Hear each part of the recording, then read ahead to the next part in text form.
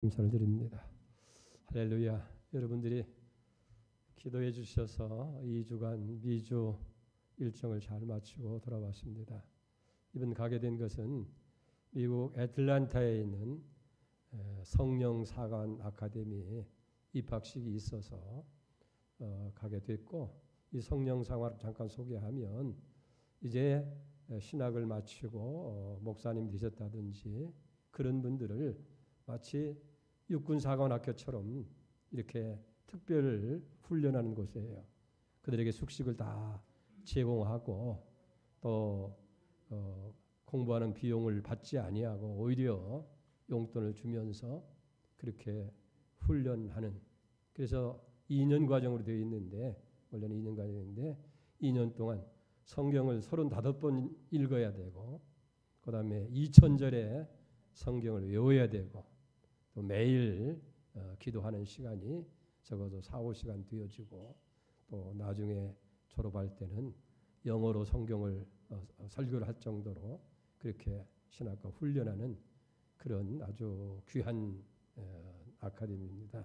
그래서 제가 한국에서 이렇게 후원하는 30개여 개 되는데 후원 이사장으로 되어 있기 때문에 이번에는 좀 꼭 와서 입학식에 참여를 부탁해서 참여하고 1일 날 도착을 해서 3일 주일에 가까이 있는 복음중앙교회에서 동산교회에서 설교를 했고, 또 월요일 날 입학식을 하고, 원래는 애틀랜타만 방문하려고 했는데 또 뉴욕에서 어떻게 알고 거기까지 왔는데 뉴욕을 다녀가라. 그래서 뉴욕에 가서 여러 우리 그리시아를 하신 분들도 만나서 격려하고 또 환대도 받고 그렇게 하고, 지난 10일 주일은 뉴저지 프라미스 교회에서 1, 2, 2부 설교를 하고, 그리고 다시 애틀랜타 와서 우리 13일 날 특강을 2시간 특강 시간을 마치고, 그날 저녁에 바로 14일 0시 비행기를 타고 우리 오니까 여기 15일 아침 새벽 5시였습니다.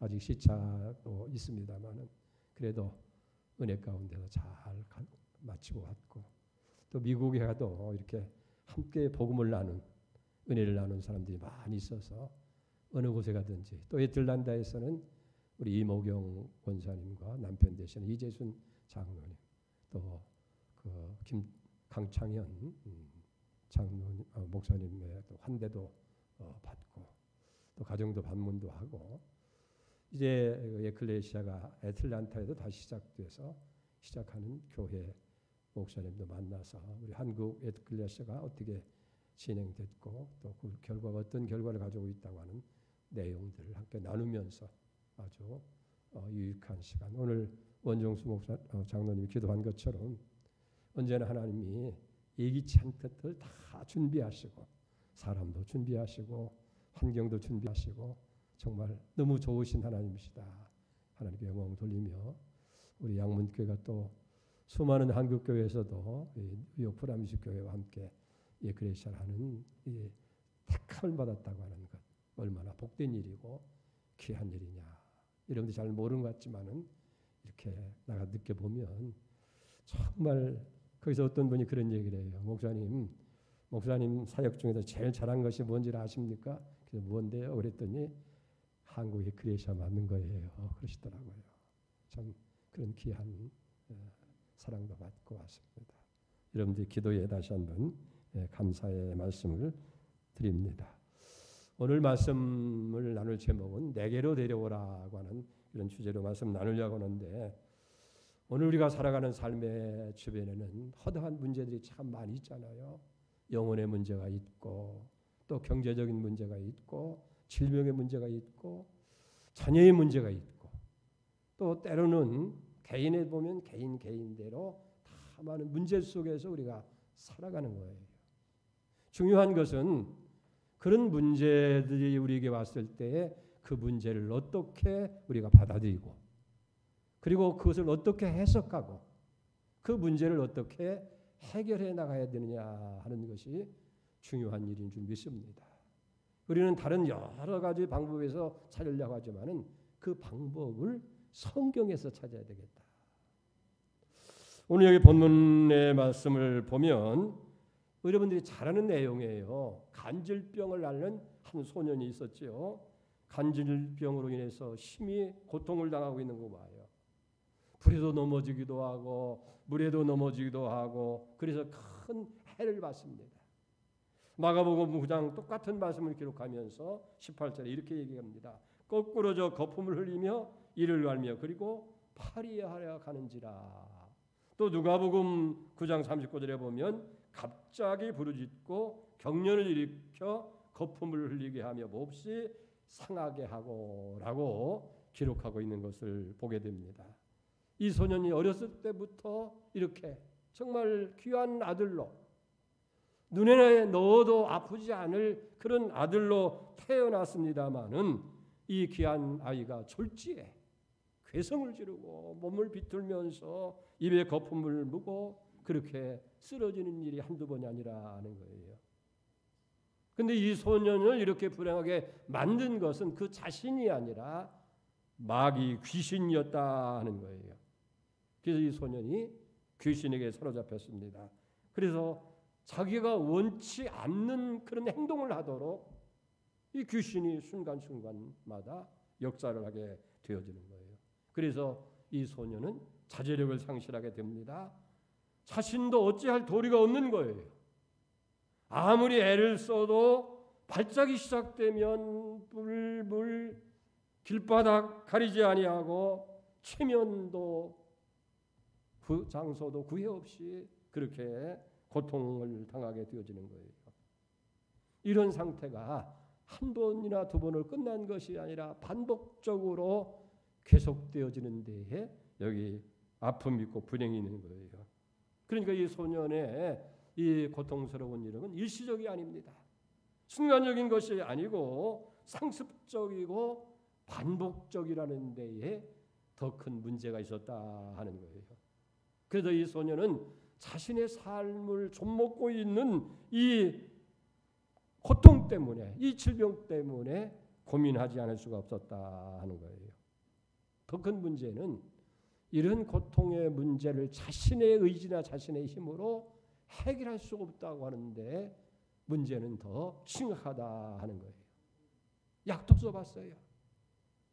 의원도 찾아보았지만 약으로도 의술로도 해결할 수 없고 오히려 더 중하게 되고 인간의 무기력함을 철저하게 느낄 수밖에 없는 그런 불행 속에 이 소년이 있었다 하는 거예요. 두 번째는 이 발작하는 자식을 둔 부모님의 고민이고 고통입니다. 자신이야 자신의 문제이기 때문에 어쩔 수 없다 치더라도 날이면 날마다 자식의 처절한 불행을 바라보는 그 부모의 마음이 어떠했겠느냐 하는 거예요.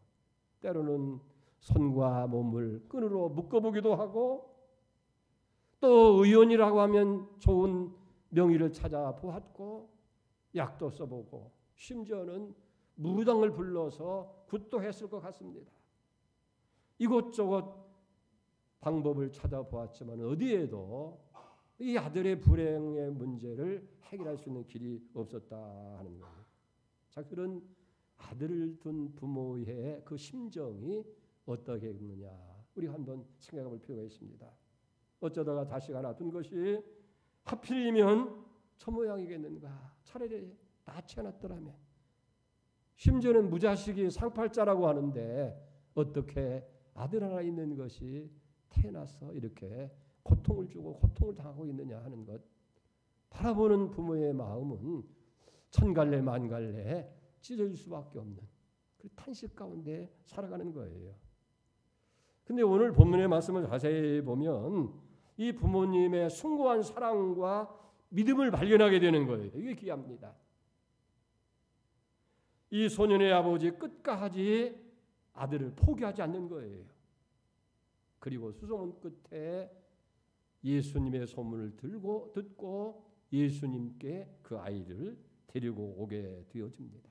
그러니까 아버지의 아들에 대한 사랑이 애쓰고 애쓰는데도 별 효과가 없는데도 불구하고 포기하지 않는 그런 기대가 이 불행한 아들을 예수님께까지로 데려오게 됐다 하는 거예요. 자식의 영혼과 육신이 병든 것 그리고 그 고민을 이제는 주님께 다 맡기는 거예요. 여러분 여기서 우리가 한 가지 생각할 것이 있어요. 오늘 우리는 우리의 자녀들을 어디로 데리고 가고 있느냐 하는 거예요. 그냥 뭐 다른 사람들처럼 키우니까 키우고 그래서 학원에 보내고 또 학교에 보내고 필요한 것 채워주면 그게 다 했느냐 하는 거예요. 결코 그것이 우리 아이들의 행복도 불행을 해결하는 길도 아니라는 거예요. 저는 이번에 그 뉴저지에 가서 아마 이재문 집사님이 아실 거예요. 우리 에클레시아 와서서 은혜 받고 또 간증도 여러 번 하셨던데 그 부인 이호경 집사님이 그 뉴욕에서도 또 뉴저지에서도 제일 큰 그 피부 미용 샵을 하는 그런 분이었어요. 근데 이제 지금은 그 사업이 다 뭐 이 코로나 이런 것도 있고 자식 문제로 인해서 다 이게 하더라고요. 조그마한 일이 이제 그 샵에서 하고 있는데 그분이 그렇게 얘기를 해요. 나는 이제 목사님 그전에는 여러 10명이 넘는 그런 종업원을 들고 정말 자기는 뉴욕에서도 뉴저지에서도 아주 이름난 돈도 잘 벌고 그랬는데 결국 자식의 문제로 인해서 큰 고통을 겪었고 그 아들 현빈이가 우리 에클레시아도 참여했고 한국이 그래도 참여했고 우리 교회 청년에서 한 1년 가까이 그 남양주에서부터 와가지고 있었어요. 그런데 안타깝게도 코로나가 한창 창궐하던 재작년에 하나님의 부름을 받았어요. 이 아이가 돈은 많고 또 부모님 제대로 돌보지 않으니까 친구들 어울리다가 마약을 손에 대게 되고 또 우울증이 오고 정신 이상이 오니까 그 미국에서 몇 번씩 또 그러다 보니까 그 추방을 당한 거예요.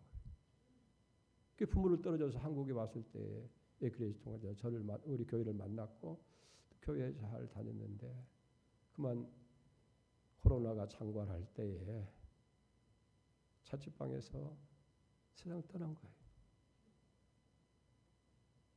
그 부모의 심정이 어떻겠어요? 나중에 그런 얘기를 해요. 목사님, 지금은 제가요 이 조그만 여기서 1대1로 케어를 하면서 계속 얘기를 합니다. 전도를 합니다. 무슨 전도를 하냐면 나는 자녀 교육을 잘못시킨 사람입니다. 그저 돈만 주고 좋은 교사를 붙여주고 학원에 보내면 그 아이가 될 줄 알고 그랬는데 결국은 실패하고 그 아이를 잃어버리고 말았습니다. 그러면 묻는다는 거예요. 왜 어떻게 잘못 교육을 했다고 합니까? 예, 그건 다른 것이 아니라 어려서부터 예수를 알겠다.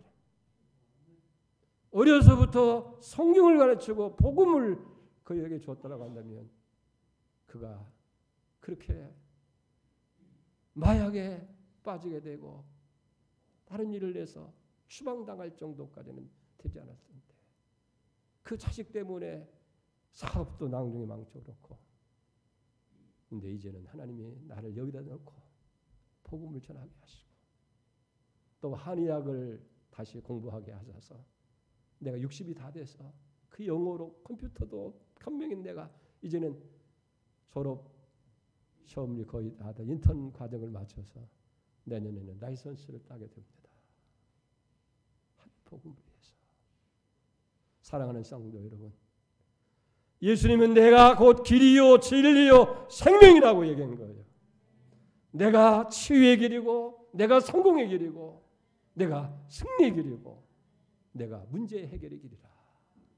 주님 말씀하고 있는 것을 보게 됩니다. 그렇기 때문에 주님도 너희들이 어려움 가운데 있느냐 문제 가운데 있느냐 고통 가운데 있느냐 내게로 데려오라. 내게로 오라고 부르고 계신 거예요.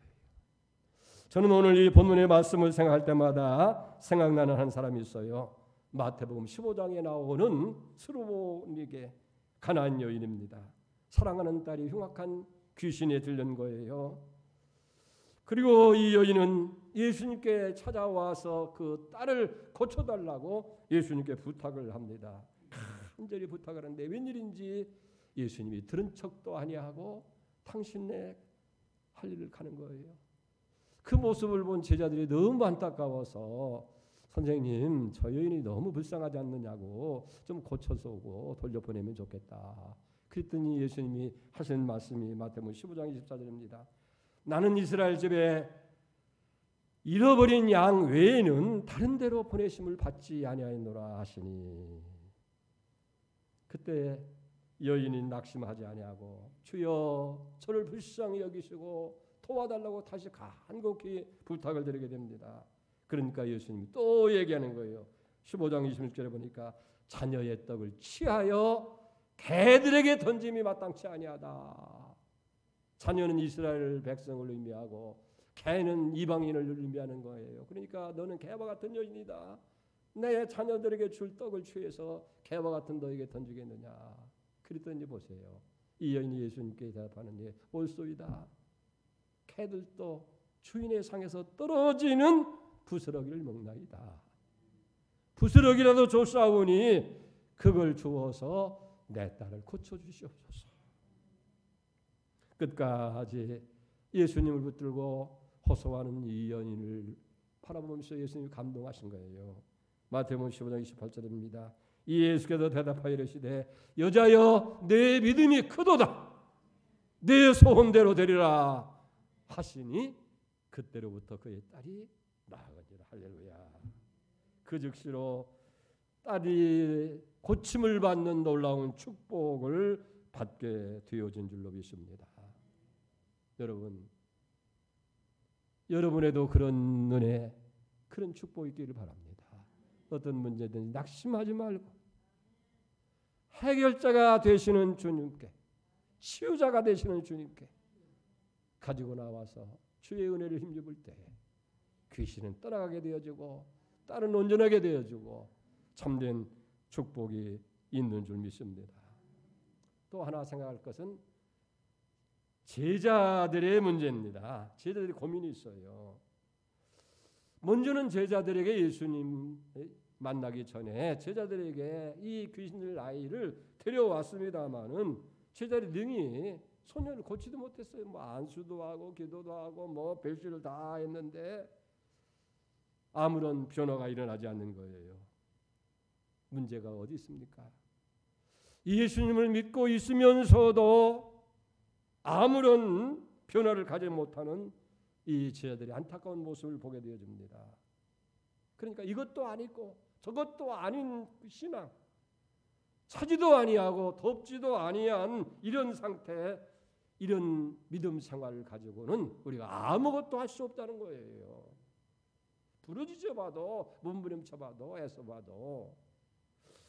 주님은 이런 제자들을 향해서 뭐라고 말씀합니까? 17절 보세요. 예수께서 대답하여 이르시되 믿음이 없고 패역한 세대여, 내가 얼마나 너희와 함께 있으며 얼마나 너희에게 참으리요. 그를 이리로 데려오라. 여기 믿음이 없다고 하는 말은 헬라어로 아피스토스인데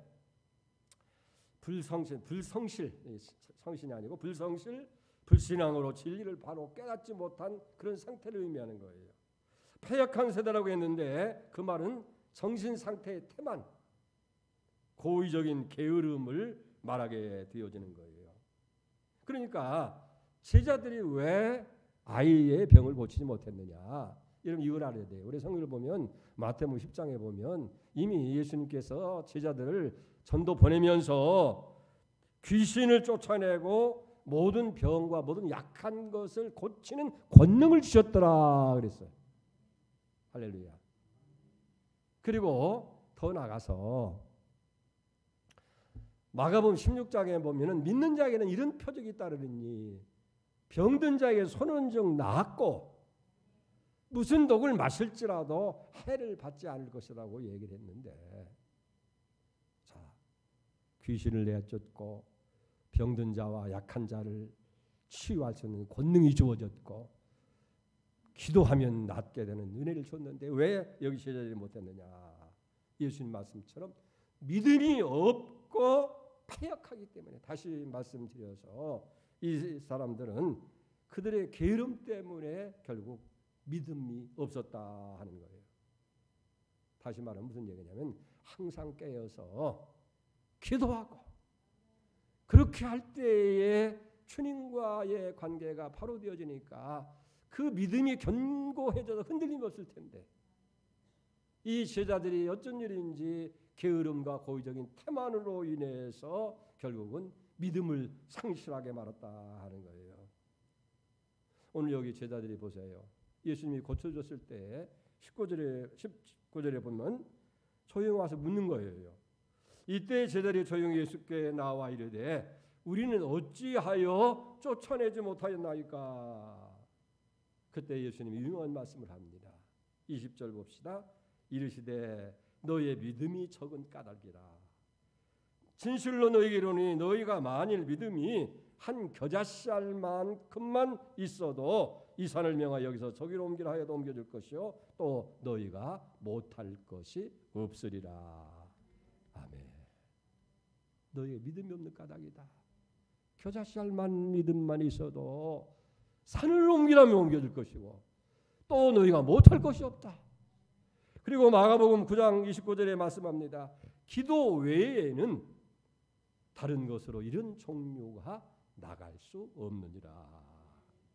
보세요. 예수님의 제자들이 게으르고 나태함 때문에 기도하지 않았고 기도하지 아니하니까 믿음이 흔들리고 믿음이 없는 연고로 정작 결정적인 순간에 그 병을 고칠 수 없는 그런 자리에 있다 하는 거예요. 여러분 그걸 아세요? 우리가 믿음이 없으면 아무것도 할 수 없다는 거예요. 그래서 예수님 하셨잖아요. 할 수 있겠다 무슨 말이냐? 믿는 자에게는 능치 못할 일이 없느니라. 믿음이 있으면 능치 못할 것이 없는데 믿음이 없으니까 아무것도 못한다 하는 거예요. 겨자씨알만 믿음만 있어도 산을 옮길 수 있는 기적을 행할 수 있다는 거예요. 그러면 겨자씨는 뭡니까? 가장 작은 씨지만은 살아있는 믿음이에요. 살아있는 행동하는 믿음이에요. 확실히 믿는 믿음인 줄 믿습니다. 그렇기 때문에 우리는 깨어서 기도해야 돼요. 믿음을 유지해야 돼요. 산이라도 옮기는 그런 은혜가 우리에게도 있을 줄로 믿습니다. 자, 마지막으로 생각할 것은 그 아이를 내게로 데려오라 그랬어요.